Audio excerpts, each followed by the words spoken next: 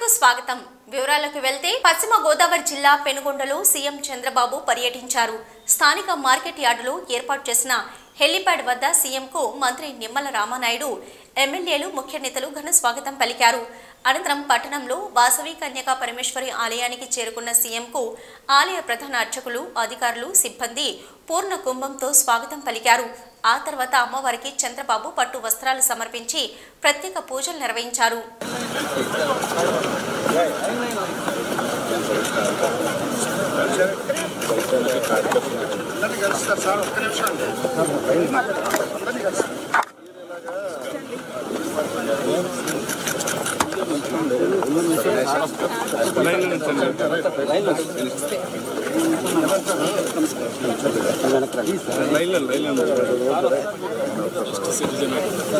లైన్లో నుంచి అందరూ లైన్లో నుంచి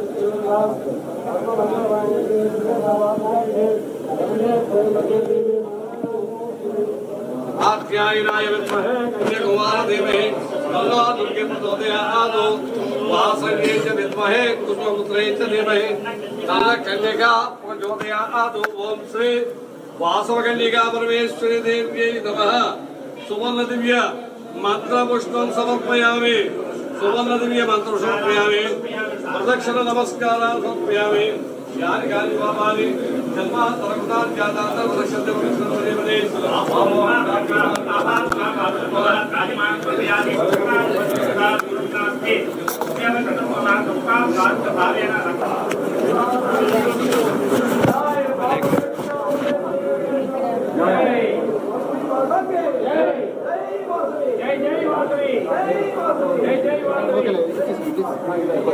అనంతరం సమీపంలోని వాసవి ధామ్ను సీఎం సందర్శించారు. 30 అడుగుల వాసవి అమ్మవారి పంచలోహ విగ్రహానికి ఆయన పూజలు చేశారు. అనంతరం చంద్రబాబు మాట్లాడారు. ఆ తల్లి రాష్ట్రాన్ని చల్లగా చూడాలని కోరుకున్నానని అన్నారు.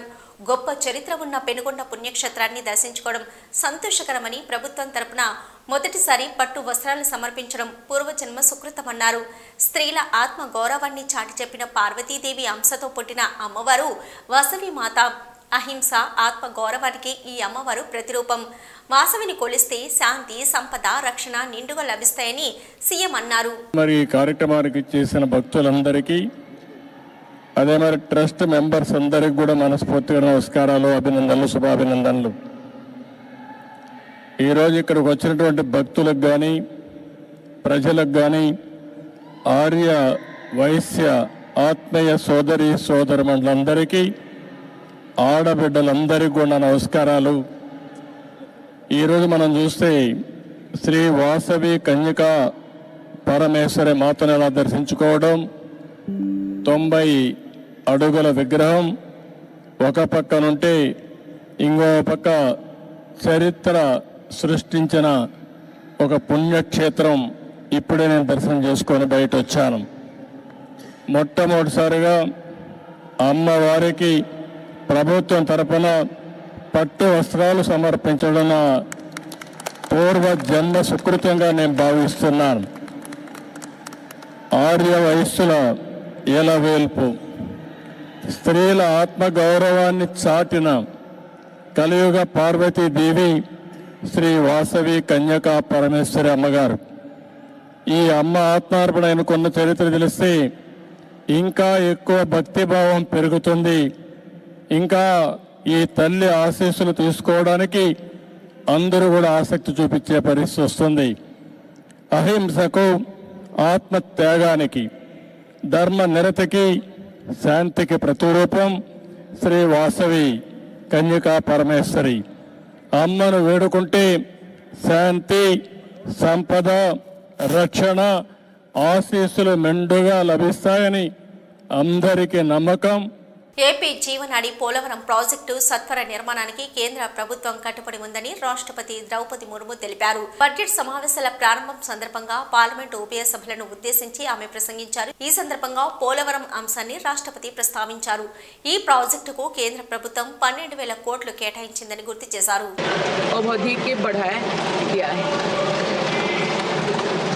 मत्स्य पालन को बढ़ावा देने के लिए 11 एकीकृत एक्वा पार्क की स्थापना की गई है। माननीय सदस्यगण, कुछ सप्ताह पूर्व ही भारत मौसम विज्ञान विभाग के 150 साल पूरी हुई है। वेदर रेडी और क्लाइमेट स्मार्ट भारत के लिए मेरी सरकार ने 2000 करोड़ रुपए की लागत से मिशन मौसम प्रारंभ किया है, जिसका लाभ हमारे किसानों को भी मिलेगा। बाबा साहेब अम्बेडकर के विजन पर चलते हुए देश के सूखाग्रस्त इलाकों में सिंचाई और पीने के पानी उपलब्ध कराने के लिए मेरी सरकार ने 2 ऐतिहासिक रिवर इंटरलिंकिंग परियोजनाओं पर काम आगे बढ़ाया है। 40,000 करोड़ रुपया से अधिक लागत की कीन बेतवा लिंक परियोजना में मध्य प्रदेश और उत्तर प्रदेश के लाखों ग्रामीणों भाई बहन का लाभ मिलेगा। संशोधित पार्वती कालीमेघी चंबल लिंक परियोजना में राजस्थान और मध्य प्रदेश में सिंचाई और पीने के पानी की आवश्यकता की पूर्ति। पोलावरम सिंचाई परियोजना को पूरा करने के लिए 12,000 करोड़ रुपया की अतिरिक्त राशि भी स्वीकृत की गई है। माननीय सदस्यगण, हमारे 8 लाख सहकारी संस्थाएं एवं उनके 19 करोड़ हितधारक सदस्य ग्रामीणों भारत के करीब 90% क्षेत्र का प्रतिनिधित्व करते हैं। ఏపీ డీజీపీ ద్వారకా తిరుమలరావుకు పదవీ విరమణ వేడుకలు పరేడ్ను ఘనంగా నిర్వహించారు. సందర్భంగా ఆయన మాట్లాడుతూ భావోద్వేగానికి గురయ్యారు. నా జీవితంలో ఇవి ఉద్విగ్న భరిత క్షణాలు. యూనిఫామ్ ఇకపై ఉండదంటేనే భావోద్వేగంగా ఉందన్నారు. సర్వీసులో చేరినప్పటి నుంచి అనేక సవాళ్లు చూసా. సాంప్రదాయ పోలీసింగ్ నుంచి సాంకేతిక పోలీసింగ్ వైపు మారామని, సైబర్ క్రైమ్, గంజాయి, చిన్నారులపై నేరాల విషయంలో చర్యలు చేపట్టామని, విపత్తుల సమయంలో ఏపీ పోలీసులు సాహసోపేతంగా పనిచేశారని, ప్రభుత్వ సహకారం వల్లే పోలీస్ వ్యవస్థను బలోపేతం చేశారని వివరించారు. పదవి విరమణ చేయడం ఒక అంశం అయితే 35 సంవత్సరాల ఇండియన్ పోలీస్ సర్వీస్ నుంచి నిష్క్రమణ చెందడం అనేది ఇంకా ప్రత్యేకమైన విషయం. ప్రతిష్టాత్మకమైన ఇండియన్ పోలీస్ సర్వీస్ నుంచి 35 సంవత్సరాలుగా సాగిన ప్రయాణం నా మదిలో ఎన్నో ఆలోచనలు,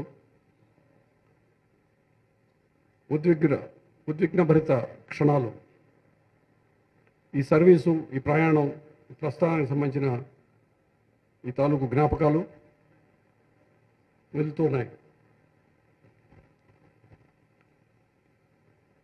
ఈరోజు ఉదయం యూనిఫామ్ ధరిస్తుండగా అదొక ప్రత్యేక అనుభూతి.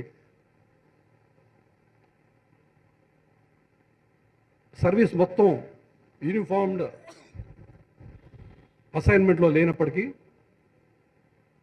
దశాబ్దాలుగా శరీరాన్ని అంటుకొని ఉన్నటువంటి యూనిఫామ్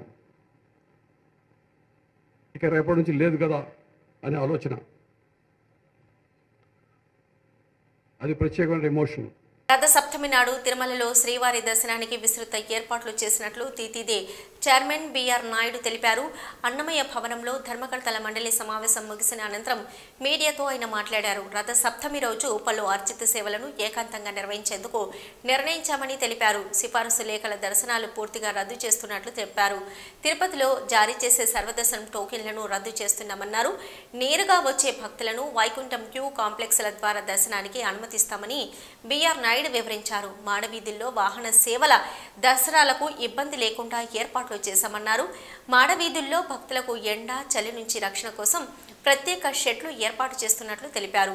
8 లక్షల లడ్డూ ప్రసాదాలను అందుబాటులో ఉంచాలని నిర్ణయించినట్లు వివరించారు. సేవలు కానీ ఇవన్నీ కూడా అందుబాటులో ఉంటాయి. ఈ విధంగా గతంలో జరిగినటువంటి గతంలో జరిగిన ఇన్సిడెంట్లు ఏదైతే ఉన్నాయో వాటిని దృష్టిలో పెట్టుకొని ఈసారి అటువంటి ఏది బ్యాడ్ ఇన్సిడెంట్ జరగకుండా కట్టుదిట్టమైనటువంటి ఏర్పాట్లు చేయాలి. అందరూ అధికారులందరూ కూడా అలర్ట్గా ఉన్నారు. ఈ కార్యక్రమం దిగ్విజయంగా జరిగే విధంగా చూడాలని చెప్పి మీ ద్వారా భక్తులు కూడా విజ్ఞప్తి చేస్తున్నాను. ఎలాంటి తొందరపాటు చర్యలుగా తీసుకోకుండా నిదానంగా వచ్చి దర్శనం చేసుకునే విధంగా వెళ్ళాలని చెప్పి మనం చేస్తున్నాం. ఇంకొక ప్రత్యేకమైన విషయం ఏంటంటే ఈ కుంభమేళా జరుగుతున్న సందర్భంగా అక్కడ ప్రయాగ్రాజ్లో మన టీటీడీ నమూనా ఆలయాన్ని నిర్మించారు. చాలా బ్రహ్మాండంగా ఉంది. నేను వెళ్ళి స్వయంగా విజిట్ చేశాను. అక్కడ టెంపుల్ చూడముచ్చటగా ఉంది. నిజంగా అంత చలి ప్రదేశంలో అక్కడ సుమారు 200 మంది పైగా అర్చకులైతే ఉంది, టీటీడీ సిబ్బంది అయితే ఉంది.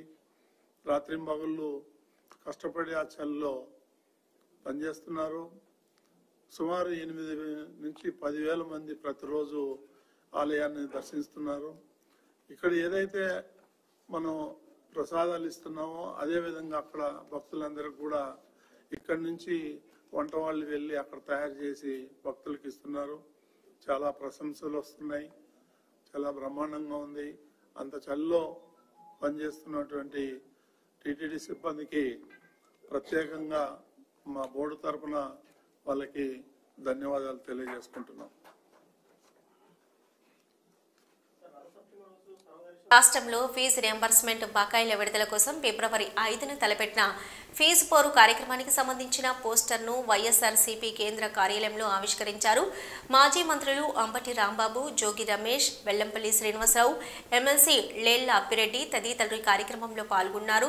కూటమి ప్రభుత్వం విద్యార్థులకు సకాలంలో ఫీజు రియంబర్స్మెంట్ చేయకపోవడంతో రాష్ట్ర వ్యాప్తంగా లక్షలాది విద్యార్థులు వారి తల్లిదండ్రులు ఆందోళన చెందుతున్నారని ఈ సందర్భంగా పలువురు నేతలు తెలిపారు. పిల్లలకు న్యాయం జరిగే వరకు తమ పార్టీ పోరాడుతుందని వైఎస్ఆర్సీపీ నేతలు ప్రకటించారు. ఫీజు పోరు అన్ని జిల్లా కలెక్టరేట్లో కలెక్టర్లను కలిసి లక్షలాది మంది ప్రజలు, తల్లిదండ్రులు, విద్యార్థుల తల్లిదండ్రులు అందరూ కూడా అందరినీ కూడా కలుపుకొని విద్యార్థుల పక్షాన, తల్లిదండ్రుల పక్షాన ఈరోజు రాష్ట్ర ప్రభుత్వం, చంద్రబాబు నాయుడు ప్రభుత్వం అధికారంలోకి వచ్చిన తరువాత విద్యార్థుల పక్షాన కట్టవలసిన బకాయిలు, విద్యా దీవెన, వసతి దీవెన బకాయిలు కట్టకుండా విద్యార్థులని నట్టేట ముంచే కార్యక్రమం. పేద విద్యార్థులు మీరన్నా కట్టండి లేకపోతే మానేయండి అనేటువంటి ధోరణితో వాళ్ళ మేనేజ్మెంట్ గత్యంతరం లేని పరిస్థితుల్లో వాళ్ళు అలా యాక్ట్ చేస్తున్నారు. ఏం జరుగుతుంది? చివరికి విద్యార్థులు కళాశాలకు వెళ్ళలేని పరిస్థితి. పేద విద్యార్థులైతే ఏ కూలికో నాలికో వెళ్ళి కాలం గడపాల్సినటువంటి పరిస్థితి. చదువుకొని భావి భారత పౌరుడిగా ఎదిగి అవసరమైతే విదేశాలకు వెళ్ళి ప్రతిభను చాటవలసినటువంటి విద్యార్థి చంద్రబాబు నాయుడు గారు ఫీజు రియంబర్స్మెంట్ కట్టకపోవటం వలన ఒక కూలీగానో ఒక అనాథగానో మిగిలిపోవటం ఇది సమంజసమేనా? గౌరవ ముఖ్యమంత్రి గారు ఆలోచించాలి. ఎన్నో వాగ్దానాలు చేశారు మీరు, విద్యార్థులకు అది చేస్తాం ఇది చేస్తామని చెప్పారు. ఇలాంటి సందర్భంలో మాకు గుర్తొచ్చేది డాక్టర్ వైఎస్ రాజశేఖర రెడ్డి గారు. ఫీజు రియంబర్స్మెంట్ని దేశంలో ఎక్కడా లేకపోయినా ఈ ఆంధ్ర రాష్ట్రంలో ప్రవేశపెట్టి ప్రతి పేద విద్యార్థి చదువుకోవాలి, ఫీజులు వారికి భారం కాకూడదు, తల్లిదండ్రులకు భారం కాకూడదు అని భావించినటువంటి తొలి ముఖ్యమంత్రి వైఎస్ రాజశేఖర రెడ్డి గారు. ఆయన మరణించారు. మళ్ళా చంద్రబాబు నాయుడు గారు వచ్చిన తర్వాత ఎస్సీ వర్గీకరణకు నేను పూర్తిగా వ్యతిరేకిని అని మాజీ కేంద్ర మంత్రి చింతామోహన్ అన్నారు. ఈ సందర్భంగా వర్గీకరణ అనే అంశం బ్యాంకులిచ్చే రుణాలలో కూడా జరగాలన్నారు. ఎస్సీ ఎస్టీ బీసీలలో ఉన్న జనాభా ప్రాతిపదికన ప్రభుత్వ పంపకాలలో వాటాల విభజన జరగాలని, చంద్రబాబు కోట్ల రూపాయల అప్పులు తెచ్చి ఒక్క రాజధానిలో పెట్టుబడి పెట్టకుండా అన్ని జిల్లాలకు పంపకాలు జరపాలని అన్నారు. చంద్రబాబుకు సూపర్ 6 పథకాలను అమలు చేయడం సాధ్యం కాదని, వర్గీకరణ అంశంలో చంద్రబాబుకు తలదూర్చడం వలన వ్యతిరేకత పెరుగుతుందన్నారు. అటువంటి ఆర్డర్ పేరు పెట్టుకొని పక్కనే స్టాలిన్ చేయలేదు, మరి లెఫ్ట్ పార్టీల ముఖ్యమంత్రి విజయన్ చేయలేదు, ఉత్తరప్రదేశ్ రాష్ట్రంలో యోగి ఆదిత్యనాథ్ చేయలేదు, మన ఆంధ్రప్రదేశ్ రాష్ట్రంలో చంద్రబాబు నాయుడు ముఖ్యమంత్రిగా ఏకసభ్య కమిషన్ వేశాడు. ఆయన ఎవరు? ఉత్తరప్రదేశ్కు సంబంధించినటువంటి ఆయన పేరు మిశ్రా. ఆయనకు అంటరానితనం అంటే తెలియదు. వాళ్ళ ఇంటికి కూడా ఎస్సీలను రానివ్వడు. ఆయన ఆఫీసుకు పోవాలి, 87లో ఐఏఎస్ పాస్ అయ్యాడు, ఆయన రిటైర్ అయిన ఉద్యోగం వేయించాడు. ఆయన ఇంటికి పోవాలి, ఆఫీసుకు పోవాలన్నా దళితులు చెప్పులు తీసిపోవాలా. ఇటువంటి అధికారిని పంపించి జిల్లాల్లో పంపించి ఒంగోలులో తగాదా పెట్టారు. ఈ విభజించు పాలించు అనేది బ్రిటిష్ వాళ్ళ ఆలోచన. వీళ్ళు చేసిన పాపమేంది? చంద్రబాబు నాయుడు నేను అడుగుతున్నా, దగ్గరగా ఉన్నావు, ఇక్కడనే ఉన్నావు, ఈరోజు గుంటూరులోనే ఉన్నట్టున్నావు, అమరావతిలో. నేను అడుగుతున్నా, దళితులు నీకు చేసిన అన్యాయం ఏంటి? ఎందుకు వీళ్ళని విభజించి బలహీనం చేసి ఈ రిజర్వేషన్లు తీసేసేదానికి ప్రయత్నం చేస్తున్నావా అని నేను అడుగుతున్నాను చంద్రబాబు నాయుడిని. మా ఊరు అయింది తిరుపతి, మేమందరం యూత్ కాంగ్రెస్లో ఉన్నాం. మరి నువ్వు వచ్చి ముఖ్యమంత్రిగా వీళ్ళకి ఏదో సహాయం చేయకుండా వీళ్ళు ఎందుకు ముడ్డిలో ఏలు పెడతావయ్యా చంద్రబాబు నాయుడు అని నేను సూటిగా అడుగుతున్నా. మరి నేను ఖండిస్తున్నా ఏకసభ్య కమిషన్ని. తప్పు ఇది, చంద్రబాబు నాయుడు చేసింది ఇది తప్పు, వెంటనే విరమించుకోవాలని నేను డిమాండ్ చేస్తూ, రెండో విషయం రాజధాని. గుంటూరు తీసుకొచ్చారు. అసలు ఈ రాజధాని అనేది తిరుపతిలో ఉండాలని ఆ రోజు తరిమల్ నాగిరెడ్డి కమ్యూనిస్ట్ లీడర్ చెప్పాడు, వినలేదు జవహర్లాల్ నెహ్రూ. ఈ జిల్లా నుంచి ఉన్న ఎన్జి రంగా కూడా చెప్పాడు తిరుపతిని రాజధాని చేయండి అని అంటే సంజీవ్ రెడ్డి పాపం కర్నూలుకు తీసుకెళ్లాడు. కేంద్ర ప్రభుత్వ గెజిట్ రాష్ట్ర రెవెన్యూ శాఖ సర్వే ప్రకారం 75 ఎకరాలు పట్టా భూమినని, ఆధారాలున్న అటవీ భూమిని కాజేశామంటూ తమపై తప్పుడు ఆరోపణలు చేస్తూ ఈనాడు పత్రిక పతాక శీర్షికలో కథనాలు రాసిందని, దానికి కూటమి నాయకులు మంతపాడుతూ దారుణ విమర్శలు చేశారని వైఎస్ఆర్సీపీ లోక్సభ పక్షనేత పివి మిథున్ రెడ్డి ఆక్షేపించారు. తమ వ్యక్తిత్వాన్ని హావనం చేయాలనే కుట్రలో భాగంగానే ఒక పద్ధతి ప్రకారం ఈ విధంగా నిందారోపణలు చేస్తున్నారని ఢిల్లీలో మీడియాతో మాట్లాడిన ఆయన దుయ్యబట్టారు. అవి న్యూస్లు ప్రింట్ చేయడము, ప్రజల్ని మభ్యపెట్టి ఏదో జరిగిపోయిందనే పరిస్థితి తీసుకొస్తున్నారు. మంగళంపేట విలేజ్ పరిధిలో పుంగనూరు కాన్స్టిట్యున్సీలో 2000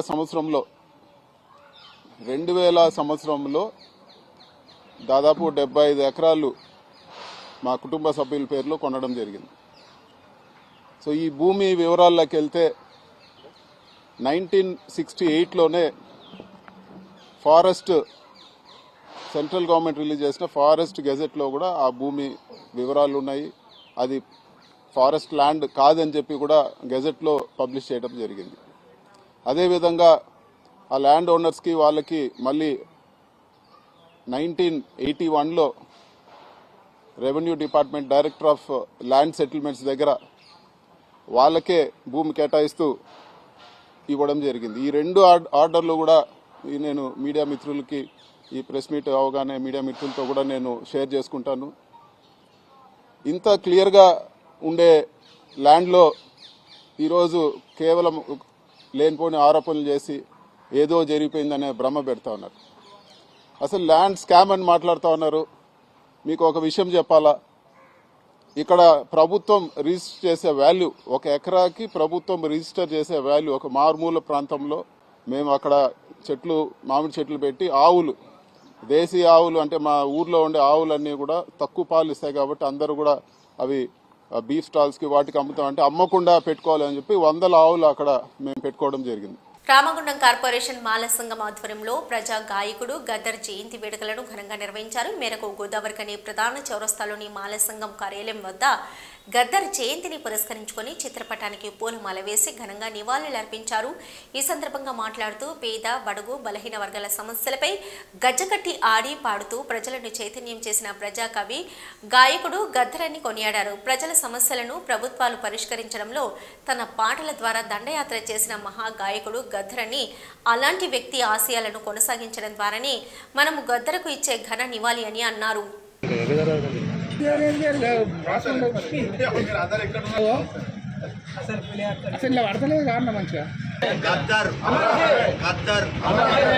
సాధిద్దాం గద్దరన్న ఆశయాలను, సాధిద్దాం గద్దరన్న ఆశయాలను.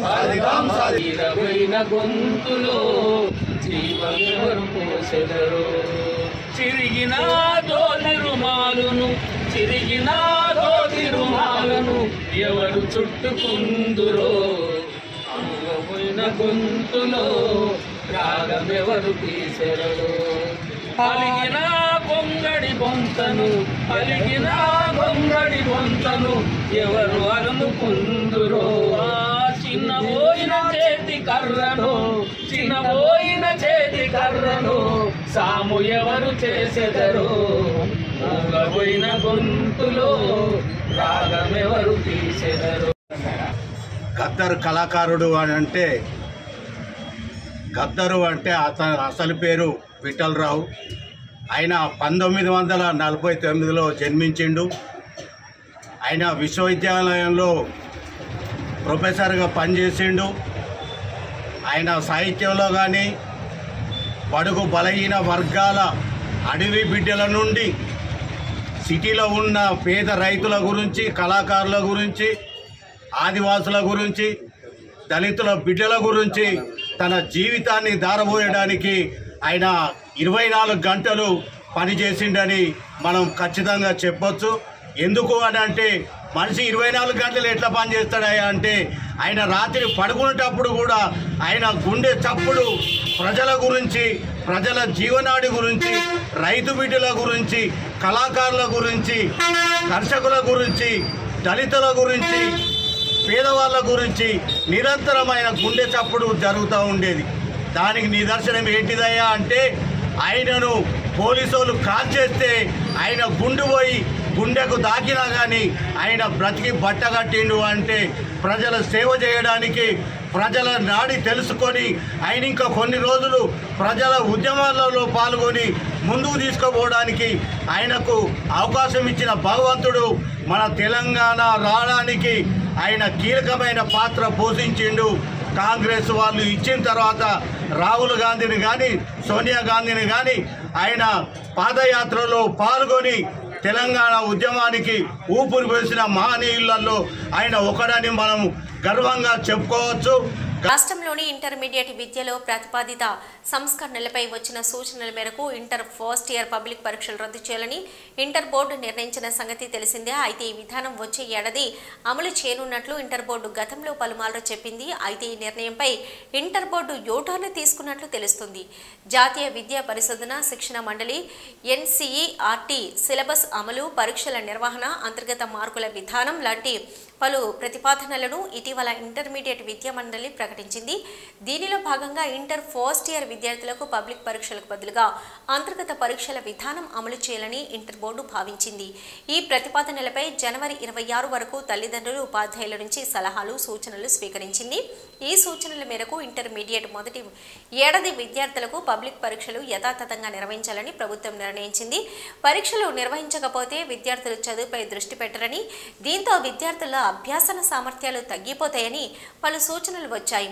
ఈ సూచనల మేరకు ఇంటర్ బోర్డు అంతర్గత మార్కుల విధానం ప్రతిపాదనలను విరమించుకోనుంది.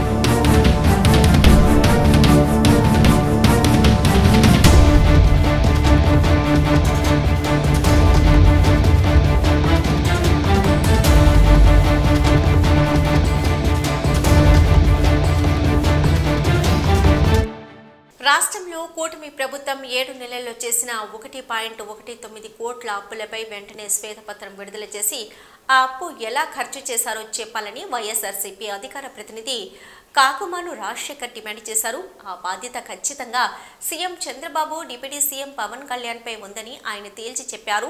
రాజకీయాల్లో తానంత అనుభవజ్ఞులు లేడని చెప్పే చంద్రబాబు ఎన్నికల ముందు గొప్పగా ప్రచారం చేసిన సూపర్ 6 హామీలు అమలు చేయకుండా సాకులు చెప్పడం సరికాదని స్పష్టం చేశారు. కరోనా సంక్షోభంలో ఎలాగైతే వైఎస్ జగన్ సంక్షేమ పథకాలను కొనసాగించారో అదే స్ఫూర్తితో సీఎం చంద్రబాబు పనిచేయాలని సూచించారు. పథకాలు అమలు చేయబోమని చంద్రబాబు చెప్తున్నా పవన్ కళ్యాణ్ తేలుకొట్టిన దొంగల సైలెంట్ గా ఉండడానికి కారణమేంటని పార్టీ కేంద్ర కార్యాలయంలో మీడియాతో మాట్లాడిన కాకుమాను రాజశేఖర్ ప్రశ్నించారు. 9 నెలల కాలం అంటే ఆషామాష కాదు, సామాన్యమైన విషయం కాదు. ఈ కాలంలో ప్రజలకు ఏమి చేశాము, ఏ మేలు చేశాము, ఏ మేరకు మేలు చేశాము అనేటువంటి విషయాన్ని ఒక్కసారి కానీ గమనిస్తే ప్రజలకు ఒరిగిందేమి లేదు.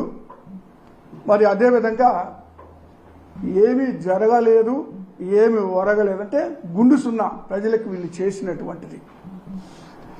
ఈ చంద్రబాబు నాయుడు గారికి ఇదేం కొత్త విషయం కాదు. చంద్రబాబు నాయుడు గారికి చాలా క్లారిటీ ఉంది. ఎందుకంటే దాదాపు మరి ఇది 4వ ముఖ్యమంత్రిగా ఉన్నటువంటి పరిస్థితులు ఉన్నాయి. ప్రతిసారి కూడా ఇచ్చిన హామీలు నెరవేర్చకుండా ప్రజలకు ఏదైతే మేనిఫెస్టోలో పెట్టారో అవి నెరవేర్చకుండా ఉండడం అనేటువంటిది, మేనిఫెస్టోని తుంగలో దొక్కటం అనేటువంటిది పరిపాటి అయినటువంటి విషయం. చంద్రబాబు నాయుడు గారు క్లారిటీ ఉంది ఎన్నికల ముందే ఆయన మేనిఫెస్టోపై. కానీ ఇక్కడ ప్రజలకే క్లారిటీ ఉండాల్సినటువంటి అవసరం ఉంది. ప్రజలు తెలుసుకోవాలా. పదే పదే మోసపోతా ఉన్నారు. పదే పదే ఏదైతే ఆయన వాగ్దానాలు చేస్తున్నారో, ఏదైతే మేనిఫెస్టోలో పెడతా ఉన్నారో అవి నెరవేర్చకపోయినప్పటికి కూడా మళ్ళీ మళ్ళీ ప్రజలకి అబద్ధాలు చెప్పి ప్రజల్ని మోసగించి అమలు కాని వాగ్దానాలను ఎన్నికల మేనిఫెస్టోలో పెట్టి ఎన్నికలకు వెళ్ళినా కూడా మరి అనేక సార్లు విజయం సాధిస్తున్నారంటే ప్రజలకి క్లారిటీ ఉండాల్సినటువంటి అవసరం ఉంది. ఇందులో కొసమెరుపు ఏంటంటే బీజేపీకి ఒక క్లారిటీ ఉంది. అందుకే మేనిఫెస్టో ఎప్పుడైతే విడుదల చేస్తున్నారో బీజేపీ నాయకులు ఇది అమలు కానటువంటి వాగ్దానాలు, వీటికి దూరంగా ఉండాల్సినటువంటి అవసరం ఉందని ఆలోచన చేసుకున్నారేమో. కనీసం మేనిఫెస్టోని ముట్టుకోవడానికి కూడా ఇష్టపడకుండా దూరంగా నిలబడ్డటువంటి పరిస్థితుల్లోనే అది రిలీజ్ చేసేటువంటి సందర్భంలో ఏలూరు జిల్లా న్యూజివీడు పట్టణంలో ఎంప్లాయీస్ కాలనీలో గురువారం రాత్రి ఏసీబీ రైడింగ్ తీవ్ర సంచలనం కలిగించింది. Social welfare college hostel warden Nagamani 30,000 రూపాయల నగదు లంచం తీసుకుంటూ పట్టుబడ్డారు. హాస్టల్లో స్వీపర్గా విధులు నిర్వహిస్తున్న ఝాన్సీ అనే ఉద్యోగి నుంచి లంచం డిమాండ్ చేయడంతో ఏలూరులో ఏసీబీని ఆశ్రయించినట్లు ఏసీబీ డీఎస్పీ సుబ్బరాజు వెల్లడించారు. కేసు నమోదు చేసి దర్యాప్తు చేస్తున్నట్లు ఏసీబీ డీఎస్పీ సుబ్బరాజు వివరించారు. ఈ కేసు దర్యాప్తులో Eluru ACB CI Balakrishna, Srinivas, Rajahmundry CI Bhaskar Rao పాల్గొన్నారు. నూజివీడు ఎంప్లాయీస్ కాలనీకి చెందిన ఝాన్సీ అనే ఆవిడ నూజివీడు ఎంప్లాయీస్ కాలనీలో ఉండే సోషల్ వెల్ఫేర్ గార్డ్స్ కాలేజీ హాస్టల్లో అవుట్సోర్సింగ్ సర్వెంట్గా పనిచేస్తున్నారు. ఆవిడ గత 5 సంవత్సరాలుగా అక్కడ పనిచేస్తున్నారు. చాలా కాలం పాటు జీతాలు రాలేదు. రీసెంట్గా కొద్దిగా జీతాలు వచ్చినాయని చెప్పి తర్వాత ఈ పోస్ట్లో ఆవిడని కంటిన్యూ చేయడానికి ఆ హాస్టల్కి సంబంధించిన వార్డెన్ అంటే హాస్టల్ వెల్ఫేర్ ఆఫీసరు నాగమణి గారు గత మొన్న డిసెంబర్ నెల నుంచి ఆవిడకి ఉద్యోగాన్ని రావద్దు, నువ్వు 1,00,000 రూపాయలు తీసుకొస్తేనే నువ్వు ఉద్యోగంలోకి రాణిస్తానని చెప్పేసి ఆపేయడం జరిగింది. దాని మీద ఆవిడ అంత డబ్బులు నేను ఇచ్చుకోలేను, నాకు జీతాలు కూడా సరిగ్గా రావట్లేదని చెప్పేసి 50,000 అని చెప్పేసి మళ్ళీ 50,000 తగ్గించారు. అప్పటికి 30,000 ఇస్తానని చెప్పేసి ఇవిడ ఒప్పుకున్నారు. తర్వాత ఆ డబ్బులు ఇవ్వడం ఇష్టం లేక మన ఏలూరు ఏసీబీ ఆఫీస్కి అప్రోచ్ అవ్వడం జరిగింది. తర్వాత మేము ప్రిలిమినరీ ఎంక్వైరీ చేసి ఈరోజు సాయంత్రం ఒక ట్రాప్ ప్లాన్ చేసాం. దానికి సంబంధించి ఈరోజు సుమారు రాత్రి 8 గంటలకి ఎంప్లాయీస్ కాలనీలో ఈ నాగమణి గారు అద్దెకుంటున్న ఇంట్లో ట్రాప్ కండక్ట్ చేయడం జరిగింది. ఈ ట్రాప్ టైంలో ఈ నాగమణి గారు ఆవిడ భర్త రామోజీరావు, అతను ప్రైవేట్ ఎంప్లాయీ, వీళ్ళిద్దరూ కూడా ఈ ఫిర్యాది ఝాన్సీ దగ్గర 30,000 రూపాయలు లంచం సొమ్ము తీసుకోవడం జరిగింది. కెమికల్ టెస్ట్ కూడా కండక్ట్ చేయడం జరిగింది. దాంతో అంతా కూడా పాజిటివ్ రిజల్ట్ వచ్చింది. దీనికి సంబంధించి ఫర్దర్గా మిగతా డీటెయిల్స్ అన్నీ కూడా ఎంక్వైరీ చేస్తున్నాం. ఎంక్వైరీ అనంతరం వాళ్ళని కోర్టుకు హాజరుపెట్టి నెక్స్ట్ చర్యలు తీసుకుంటాం. సార్, ఇప్పుడు మీ దృష్టికి వచ్చిన విషయం ఈ ఝాన్సీ ఒక్కవిడితేనా, మిగిలిన వాళ్ళు కూడా ఏమన్నా కంప్లైంట్ ఇచ్చున్నారు సార్? ప్రజెంట్ ఇది ఈ హాస్టల్ సంబంధించి ఝాన్సీ అన్నవాడు మాత్రం కంప్లైంట్ ఇచ్చున్నారు. ఈ ఆల్రెడీ ఇన్వెస్టిగేషన్ స్టార్ట్ అయింది కాబట్టి ఫర్దర్గా ఇంకేదన్నా ఉంటే కనుక దాన్ని కూడా మనం. గుంటూరులోని అమరావతి రోడ్డు గోరంట్ల నందుగల శ్రీ లక్ష్మీ పద్మావతి సమేత శ్రీ వెంకటేశ్వర స్వామివారి ఏక విశంతి 21వ వార్షిక బ్రహ్మోత్సవాల్లో APM SI DC chairman Chillapalli Srinivasarao మరియు జనసేన పార్టీ గుంటూరు జిల్లా అధ్యక్షులు గాదే వెంకటేశ్వరరావు మరియు పార్టీ ముఖ్య నాయకులు పాల్గొని స్వామివారికి ప్రత్యేక పూజలు నిర్వహించి స్వామివారి దివ్య ఆశీస్సులు అందుకున్నారు.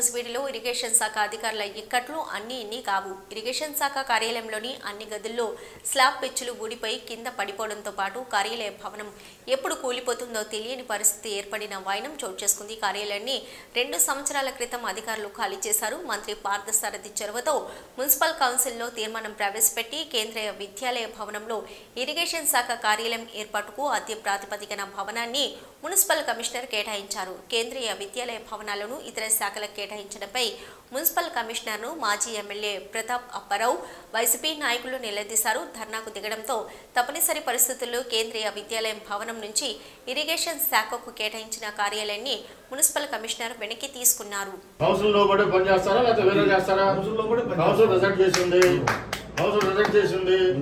మీరు ఇచ్చారంటారు, మీ అట్లా ఏ జీవో ప్రకారం ఇచ్చారో మాకు రాసి వెళ్ళిపోతాం బయటికి.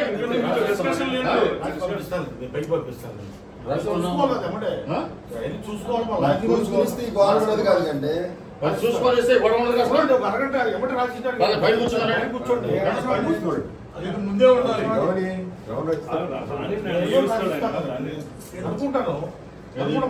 అనుకుంటాను. హెడ్ ఆఫీస్ కదండి, హెడ్ ఆఫీస్ తెలియకుండా హెడ్ ఆఫీస్ తెలియకుండా మీరు ఎట్లా రాసిచ్చారు? హెడ్ ఆఫీస్ తెలియకుండా మీరు ఎట్లా ఇచ్చారు? హెడ్ ఆఫీస్ తెలియకుండా మీరు ఎట్లా ఏమన్నారా? కౌన్సిల్ రిజెక్ట్ చేసిన సార్ మిమ్మల్ని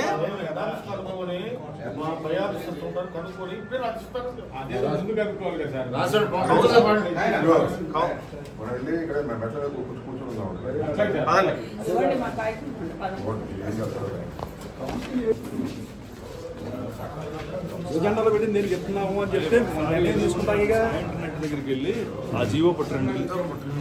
ఎడ్యుకేషన్ ఇన్స్టిట్యూట్స్ అది కాదురా, ఇదే అదే మరో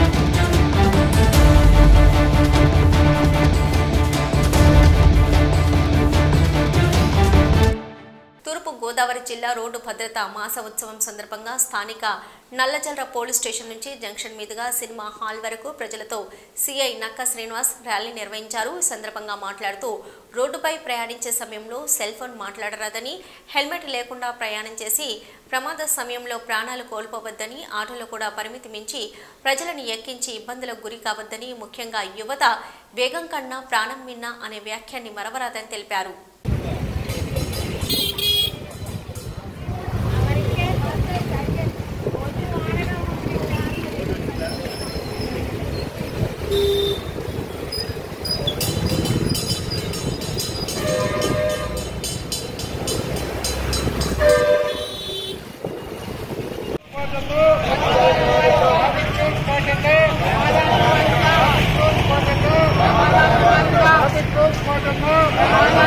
Traffic rules,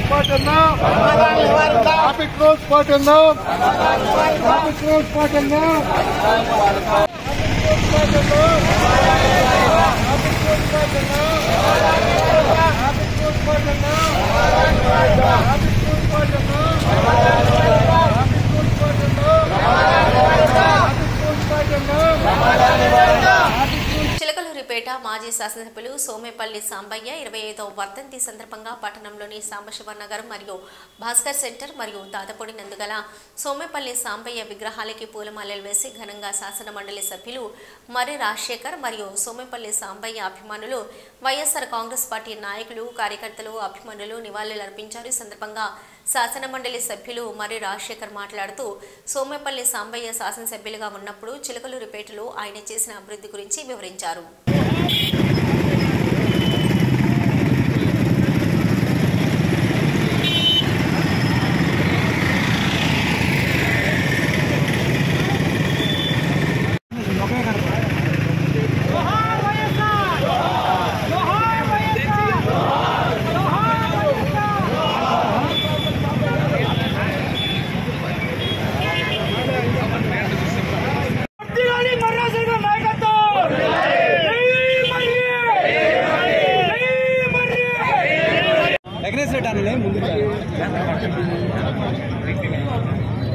ఏం వచ్చినా సరే సాంబయ్య గారే, ఇక రెండోది లేదు. వాటర్ ట్యాంకులతో సహా అలాంటి సాంబయ్య గారు ఇవాళ లేకపోయినా మరి ఆయన్ని మనం ఇప్పుడు కూడా స్మరించుకుంటున్నాం. 20 సంవత్సరాలుగా అలాగే స్మరించుకుంటున్నాం అంటే ఆయన చేసిన పనులే. అంతటి గొప్ప వ్యక్తి.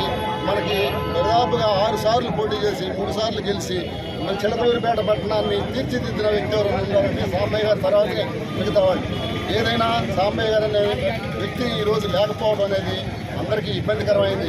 సాంబయ్య గారు ఉన్నంత వరకు ఎక్కడ ఒక తగాద కానీ ఏదైనా సరే చిలకలూరిపేట పట్టణంలో మనకు తెలియదు. మన పక్కనే ఉన్న నసరాపేటలో ఎప్పుడు రౌడీజం జరుగుతూ ఉండేది. సాంబయ్య గారు ఉన్నంత వరకు తగాదలను ప్రోత్సహించలా. మరి అలాంటి వ్యక్తి ఆయన ఈ చిలకలూరిపేటకి దాత. అందులోనూ జాన్ డేవిడ్ గారు ఫ్రెండ్ ఆయన. అందువల్ల మన చెరువు వాటర్ ట్యాంక్ రావడానికి కూడా ఆయన దోహదపడ్డాడు. 15,000 ఎకరానికి 200 ఎకరాలకు 15,000 చొప్పున జాన్ డేవిడ్ గారి చేత డబ్బులు ఇప్పించిన ఘనత సోమపల్లి సాంబయ్య గారిది. ఇవాళ మనం మంచినీళ్ళు తాగుతున్నామంటే వాళ్ళందరూ పుణ్యాలు. కాబట్టి సాంబయ్య గారిని చెప్పుకోవాలంటే ఎంతైనా చెప్పుకోవచ్చు. ఆయన గురించి ఎలాంటి వ్యక్తి లేనందుకు కొంచెం బాధగానే ఉంది. అయినప్పటికీ ఆయన వారసుడిగా రాజశేఖర్ గారు వచ్చారు. ఆయన అడుగుదాడుల్లోనే నడుస్తున్నాడు. ఏదైనా సరే ఆయన ఏ విధంగా అయితే నిష్కల్మషంగా ఉండగలిగారో అదేవిధంగా రాజశేఖర్ గారు కూడా నడిచాడు. మరి ఆయన కుమారులు సోమపల్లి సాంబయ్య గారి కుమారులు వెంకట సుబ్బయ్య గారు, వాసు గారు, లలితమ్మ గారు ఏదైనా సరే వాళ్ళు కూడా ఈ రోజు కూడా పండగలాగా చేస్తున్నారు తప్ప ఎవరికైనా ఉందా? ఇవాళ తిండి పెట్టే మనుషులు లేరు. కనీసం మనకు తిండి పెట్టే తల్లిదండ్రులు తిండి పెట్టే వ్యక్తులే లేరు. అలా స్వర్గీయ శ్రీ సోమపల్లి సాంబయ్య గారు ఆ రోజుల్లో నా చిన్న వయసులో నన్ను నా యొక్క ప్రతిభ గుర్తించి నా చిన్న వయసులో నన్ను కౌన్సిలర్గా చేశారు. అలాగే ఎంత దూరదృష్టి గల నాయకుడు అంటే ఆయన ఈరోజు చిలకలూరిపేట పట్టణంలో అందరూ మంచినీళ్ళు తాగుతారంటే దానికి కారణం ఆ వ్యక్తి. అలాంటి వ్యక్తిని మరొకసారి మనందరం కూడా స్మరించుకునేందుకు అందరికీ కూడా ధన్యవాదాలు తెలియజేస్తూ నాకు చక్కటి అవకాశం ఇచ్చినందుకు అందరికీ కూడా మరొకసారి ధన్యవాదాలు తెలియజేస్తున్నాను. పిచ్చి కుక్క దాడిలో 8 మంది గాయపడిన ఘటన ఏలూరు జిల్లా Jangareddygudem Salipeta junction CNR mall వద్ద చోటు చేసుకుంది. ఈ ఘటనలో 8 మందికి గాయాలు కాగా అందులో ఇద్దరికి తీవ్ర గాయాలు కాగా మరో 6గురికి స్వల్ప గాయాలయ్యాయి. స్థానికులు తెలిపిన వివరాల ప్రకారం రోడ్డుపై నడుచుకుంటూ వెళ్తున్న వారిపైన పిచ్చుకుక్క ఒక్కసారిగా దాడి చేయడంతో ఈ దాడిలో 8 మంది గాయపడగా వారిని జంగారెడ్డిగూడెం ఏరియా ఆసుపత్రికి తరలించామని, పట్నంలో కుక్కల బెడద ఎక్కువగా ఉండడంతో ఒంటరిగా బయటికి రావాలన్నా భయపడవలసిన పరిస్థితి, కుక్కలను అరికట్టాలని మున్సిపాలిటీ వారిని విన్నవించుకుంటున్నామని తెలిపారు.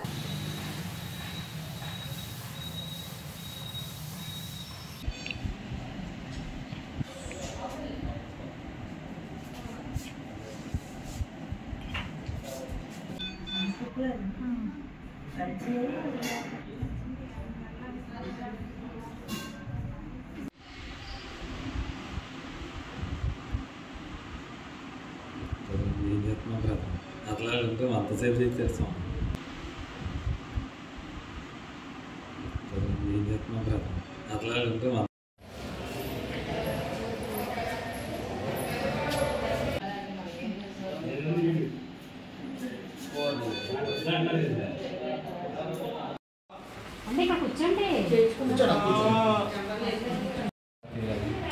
బాధపడద్దు, గవర్నమెంట్ హాస్పిటల్ అన్నీ ఉంటాయి అమ్మా. ఇబ్బంది పడద్దు, జనరల్ సర్జరీ ప్రిఫర్ చేస్తారు, కుట్లు గట్ట పడితే కుట్లు వేస్తారు అమ్మా. ఇబ్బంది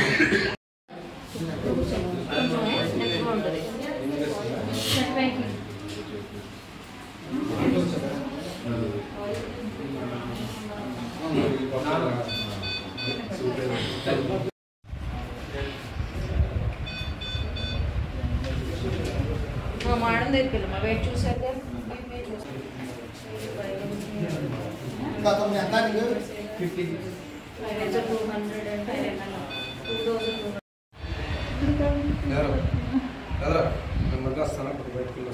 ఓకే సార్.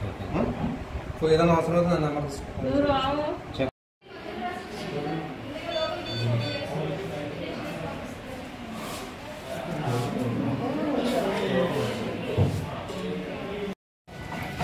లక్ష్మీనారాయణ. మన రావుజీ సాల్బేట్ జంక్షన్లో వస్తుంటే ఒక పిచ్చుకొక్క దాడి చేసింది. ఎవరి మీద? ఒక 6 మీద చేసిందండి. మా ఫాదర్ కూడా ఉన్నారు. మీ ఫాదర్ పేరు? పాల నాగేశ్వర. ఎక్కడెక్కడ కరిచింది, ఎలా కరిచిందండి? పాల మీద కరిచేసింది. ఒక అమ్మాయి అయితే కన్ను మీద కరిచేసింది. ఆయన ఎక్కడికి వెళ్తున్నారు? పనిగట్టుకు వెళ్తున్నారు. ఎలాగ బండి మీద? పని మీద వెళ్తున్నారు. పాలు తేవడం కరిచింది. వైఎస్ఆర్సీపీ ఫిబ్రవరి 5వ తారీఖు చేపట్టిన పీస్ 4 కార్యక్రమం చేసే అర్హత వైఎస్ఆర్సీపీకి లేదని టీఎన్ఎస్ఎఫ్ నాయకులు అన్నారు. ఈ సందర్భంగా టీఎన్ఎస్ఎఫ్ కృష్ణా జిల్లా అధ్యక్షులు నిమ్మగడ్డ సత్యసాయి మాట్లాడుతూ ఫిబ్రవరి 5న వైఎస్ఆర్సీపీ చేపట్టే ఫీజు 4 కార్యక్రమం పోస్టర్ను వైసీపీ దొంగల మూట అంతా కలిసి విడుదల చేశారని అన్నారు. పేద విద్యార్థులు చదువు ఉద్యోగాలు రాజశేఖర రెడ్డి పెట్టిన భిక్షని వాగుతున్న జోగి మాటలకు అర్థము ప్రజలు భిక్షగాల్లానేనా? ప్రజలను భిక్షగాలతో పోలుస్తున్న వైసీపీ నేతలకు అసలు నాయకులుగా కొనసాగే అర్హత లేదన్నారు. నిజం చేద్దామనేటువంటి వాళ్ళ ప్రయత్నం 2019లో జనం నమ్మారు. కానీ తర్వాత అతను ముఖ్యమంత్రి అయిన తర్వాత జనంలో విరక్తి వచ్చి 2024 సార్వత్రిక ఎన్నికల్లో వైకాపా పార్టీకి ఈ రాష్ట్రంలో డిపాజిట్లు లేకుండా కేవలం 11 సీట్లు మాత్రమే ఇచ్చారు. అంటే నువ్వు చెప్పే అబద్ధాలు, నువ్వు చెప్పే మాటలు నిన్ను నమ్మం జగన్ అని చెప్పి ప్రజలు ఓటు రూపంలో తేల్చారు. ఎలక్షన్ 6 నెలలు అవుతా ఉంది. ప్రజలందరూ ప్రశాంతంగా ఉన్నారు. రాష్ట్రంలో డెవలప్మెంట్ జరుగుతూ ఉన్నాయి, పెట్టుబడులు వస్తూ ఉన్నాయి. పథకాలని ఒక్కోటి అన్నా క్యాంటీన్ అని రకరకాల పథకాలన్నీ కూడా ఇంప్లిమెంట్ చేస్తూ ఉంది ఈ కూటమి ప్రభుత్వం. ఏదో విష ప్రచారం చేయాలి, ఏదో అసత్యాలు మాట్లాడాలి, ఏదో రూపంగా రోడ్డెక్కి ఏదో జరిగిపోతుంది రాష్ట్రంలో అలలు సృష్టించాలనేటువంటి ఒక లక్ష్యంతో రైతు పూరణ కార్యక్రమం పెట్టారు. రైతులందరికీ కూడా వెంటనే ధాన్యం కొనుగోలు చేసి అప్పటికప్పుడు వాళ్ళకి డబ్బులు అకౌంట్లో వేసేటువంటి ప్రభుత్వం కూటమి ప్రభుత్వం. రైతు పోరు ప్రోగ్రాం పెట్టుకుని వైకాపా ఫెయిల్ అయింది. రైతులు ఎవరు వాళ్ళ పక్షాన లేదు. ఇప్పుడు ఇంకో కొత్త డ్రామా ఫీజు పోరని చెప్పి ఫిబ్రవరి 5వ తారీఖున ఈ రాష్ట్రంలో ఉన్న కలెక్టరేట్ అన్నిటి దగ్గర ధర్నా చేస్తారంట. అసలు ఫీజు పోరు అంటే ఏంటి? విద్యార్థులకి మీరు 4 విడతలుగా ఇస్తారని చెప్పినటువంటి బకాయిలు 988 కోట్లు మీరు ఇవ్వకుండా ఎగ్గొట్టారు. మీరే మీ జగన్మోహన్ రెడ్డి మీద ఫీజు పోరు పెడతారా? కోర్టులో వైకాపా ఇన్ఛార్జిలే జగన్మోహన్ రెడ్డి మీద ఫీజు పోరు కార్యక్రమం గురించి ప్రోగ్రాం పెడతారా? జనాలకు కూడా తెలియాలి కదా. 2014 నుంచి 19 తెలుగుదేశం ప్రభుత్వం ఉన్నప్పుడు 16 లక్షల మంది విద్యార్థులకి ఫీజు రియంబర్స్మెంట్ ఇచ్చేవారు. నువ్వు ఫీజు రియంబర్స్మెంట్ ని విద్యార్థి అనేటువంటి కార్యక్రమం పేరు పెట్టి నువ్వు పేరు మార్చి కేవలం సంవత్సరానికి 9 లక్షల మందికి ఇచ్చావు. ఇవాళ డేటా తీయండి. తెలుగుదేశం ప్రభుత్వం 16 లక్షల మంది విద్యార్థులకు ఇస్తే నువ్వు 9 లక్షల మందికే, అది కూడా నీకు ఇష్టం వచ్చినప్పుడు విడతల వారీగా ఇస్తానని చెప్పి ఆ ఫీజును కూడా 4 సార్లు ఇచ్చేవాడివి. మరి 2019 నుంచి 24 మధ్యలో 988 కోట్ల రూపాయల బకాయిలు విడుదల చేయకపోవడం వల్ల అనేక మంది విద్యార్థులకి ఇవాళ ఫీజు కట్టలేక, హాల్ టికెట్లు తెచ్చుకోలేక, సర్టిఫికెట్లు తెచ్చుకోలేక ఎంతో మంది విద్యార్థులు చదువుకున్నా కూడా ఉపయోగం లేని పరిస్థితిలోకి వెళ్ళారు. అది జగన్మోహన్ రెడ్డి చేసిన తప్పిదం వల్ల కాదా? మరి 2023లో శ్రీకాకుళం జిల్లాలో 1 టౌన్ పోలీస్ స్టేషన్ దగ్గర ఒక విద్యార్థిని పెట్రోల్ పోసుకుని నిప్పంటించుకుంటాను. మీరు బకాయిలు విడుదల చేయకపోవడం వల్ల, ఫీజు పడకపోవడం వల్ల, సకాలంలో హాల్ టికెట్ సర్టిఫికేట్లు రాకపోవడం వల్ల ఆ అమ్మాయి అలా చేయాల్సి వచ్చింది. మరి చిత్తూరులో నర్సింగ్ కాలేజీలో 30 మంది విద్యార్థులకి శ్రీ వాసవి కన్యకా పరమేశ్వరి అమ్మవారి ఆత్మార్పణ దినోత్సవం సందర్భంగా అమ్మవారి ఆశీస్సులు అందరికీ కలగాలని ఎమ్మెల్యే వెనిగండ్ల రాము ఆకాంక్షించారు. గుడివాడ పట్టణం వాసవి చౌక్ వద్ద గల శ్రీ కన్యకా పరమేశ్వరి అమ్మవారి దేవస్థానంలో అమ్మవారి 2642వ ఆత్మార్పణ దినోత్సవ వేడుకలను ఘనంగా నిర్వహించారు. ఈ వేడుకల్లో గుడివాడ ఎమ్మెల్యే వెనిగండ్ల రాము పాల్గొని అమ్మవారికి ప్రత్యేక పూజా కార్యక్రమాలు నిర్వహించారు. ఈ సందర్భంగా మాట్లాడుతూ దుష్టులను శిక్షించి శిష్టులను రక్షించడానికి జగజ్జనని పరమేశ్వరి కన్యక అవతారం దాల్చారని, తన అవతార లక్ష్యాన్ని నెరవేర్చిన వాసవీదేవి ఆత్మార్పణ చేస్తూ అగ్ని ప్రవేశం చేశారని ఆయన పేర్కొన్నారు.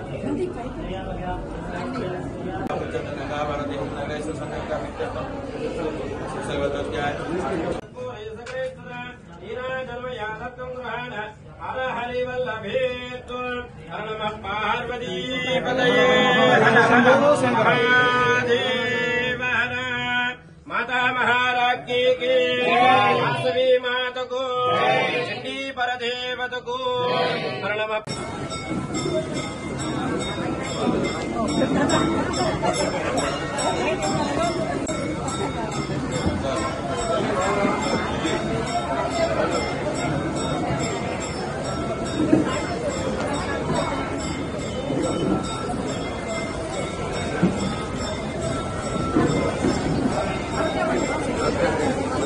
जय वासवी जय वासवी जय वासवी।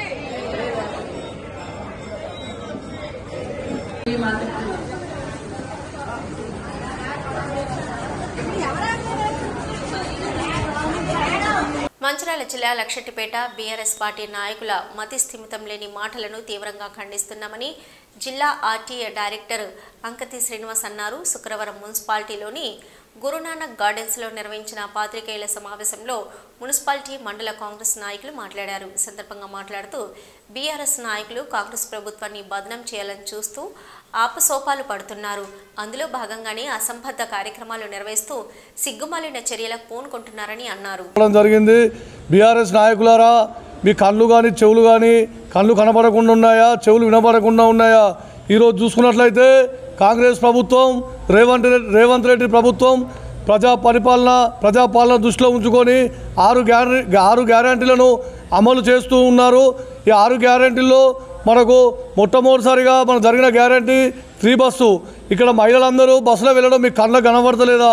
అదేవిధంగా కరెంటు బిల్లు సామాన్యుడు ఎవరికైనా ఈరోజు దాదాపు 500 నుంచి 1500 మధ్యలో వచ్చే కరెంటు బిల్లు కూడా ఈరోజు ఫ్రీగా వస్తుంది గ్రామాలలో కానీ పట్టణాలలో కానీ. మీకు కనబడతలేదా బీఆర్ఎస్ నాయకులారా? ఇంకో ముఖ్య విషయం, ఇవాళ మండలానికి ఒక యూనిట్గా తీసుకొని ఒక గ్రామానికి రేషన్ కార్డులు, రైతు భరోసా అవన్నీ ఇస్తానంటాను. ప్రియమైన లక్షడిపేట నాయకులారా, మీకు వయసు రీత్యా చెవులు వినబడకుంటే కళ్ళు కనబడకుంటే కొంచెం జాగ్రత్తగా వినండి, గట్టిగా చూడండి. ఎందుకంటే అలనాడు టీఆర్ఎస్ గవర్నమెంట్ బీఆర్ఎస్ ప్రభుత్వం దళిత బంధు అని ఇచ్చి ఈ లక్షడిపేట మండలంలో ఒక రంగపేట గ్రామంలో దళిత బంధు ఇచ్చిళ్ళు, వేరే గ్రామంలోనే దళిత బంధు ఇచ్చిళ్ళ. కాంగ్రెస్ ప్రభుత్వం అలా కాదు. కేసీఆర్ ప్రభుత్వంలో 10 సంవత్సరాల నుంచి ఒక్క రేషన్ కార్డు రాకుండా ఎంతోమంది యువకులకు పెళ్ళయింది. అప్పటి నుంచి ఇప్పటి వరకు ఒక్కరికి రేషన్ కార్డు లేదు. ఈ రేషన్ కార్డు ప్రక్రియ అనేది చాలా అద్భుతంగా, చాలా ఉపయోగకరంగా, అన్ని విధాల ప్రజలను ఆకట్టుకునేందుకు రేవంత్ రెడ్డి ప్రభుత్వం ఒకేసారి జారీ చేయకుండా కొన్ని షాంపులుగా ఒక్కొక్క నియోజకవర్గంలో ఒక్కొక్క మండలానికి ఒక్కొక్క గ్రామాన్ని తీసుకొని అవి షాంపులుగా తయారు చేయడం జరుగుతుంది. ఇచ్చిన మాట ప్రకారం జనవరి 26 తారీఖున ఇది ప్రారంభిస్తామన్నారు కనుక ఆ రోజు కొన్ని షాంపులుగా తీసుకోవడం జరిగింది. అంతేకాని మీ లెక్క రంగపేటలో లక్షపేట మండలం రంగపేటలో 4కి, ఆ పర్తనపల్లిలో 4కి అక్కడిక్కడ ఇచ్చి దళిత బంధు చేతులు దులుపుకునే రకం కాంగ్రెస్ ప్రభుత్వం కాదు. ఇంకోటి ఈరోజు చూసుకున్నట్లయితే కాంగ్రెస్ ప్రభుత్వం బాగా మాట్లాడతారు, మేము రైతు బంధు ఇచ్చినాం అని. మీ రైతు బంధుగా మొన్న సుల్తానాబాద్లో కనబడ్డదండి. సుల్తానాబాద్లో రైస్ మిల్లుకు రైతు బంధు ఇచ్చిన చరిత్ర మీది. కాంగ్రెస్ ప్రభుత్వం అలా కాదు. ఎవరైతే సామాన్య రైతులు ఉన్నారో, ఖచ్చితంగా వ్యవసాయం పండిస్తుందో వాళ్ళకే రైతు బంధు ఇచ్చే దిశగా కొన్ని వేల కోట్ల రూపాయలను ఖర్చు కాకుండా, వృధా ఖర్చు చేయకుండా ఎవరైతే వ్యవసాయం చేస్తారో ఆ రైతులకే రైతు బంధు ఇచ్చే విధంగా రైతు భరోసా కార్యక్రమాన్ని చేపట్టడం జరిగింది. అందులో కొంత ఆలస్యం జరగవచ్చు. ఆలస్యం జరిగినా కూడా రాష్ట్ర ఆర్థిక వనరులపైన కొంచెం మిగులు బడ్జెట్ ఉంటుంది. ఈ విధంగా చేయడం వల్ల ఇంకొకటి చూసుకున్నట్లయితే కేసీఆర్ ప్రభుత్వం ఏ పథకం చేసింది, ఏం చేసింది మీరే చెప్పుండి. దళితులకు ఒవ్వనికన్నా ఈ లక్షపేటలో ఏ దళితునికన్నా 3 ఎకరాల భూమి వచ్చిందా? వార్తల సమాప్తం. నమస్కారం.